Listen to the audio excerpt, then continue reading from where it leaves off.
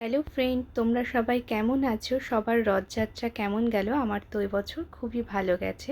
ভেবেছিলাম জাপানে এসেছি, হয়তো রথযাত্রা সেভাবে কিছু আনন্দ করতে পারবো না, কিন্তু তারপরেও ভগবানের ইচ্ছায় বেশ ভালোই কেটেছে। আগের ভিডিওতে তোমাদেরকে দেখিয়েছিলাম আমি ভোগ তৈরি করছিলাম ভগবানের জন্য। তো তার ইচ্ছায় যতটুকু পেরেছি আমি আমার মতন করে গুছিয়ে দিয়েছি। তারপরে নিজেই সুন্দর করে আরতি করে পুজো করলাম। জানি না তাকে কতটা তুষ্ট করতে পেরেছি, কিন্তু আমার মন বেশ শান্তি পেয়েছে তাকে নিজের হাতে পুজো করে।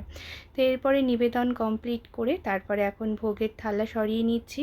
আর আমার মতন করে আগেই বললাম যে আমি করেছি, আর আমি আবার সাথে কি করেছি, গুড়ের জলও দিয়েছি ঠাকুরকে, দুধও দিয়েছিলাম। ভাবলাম সারাদিন রথে ঘুরে বেড়াবে, এত গরম পড়েছে, তাই একটু গুড়ের জল খাইয়েছিলাম।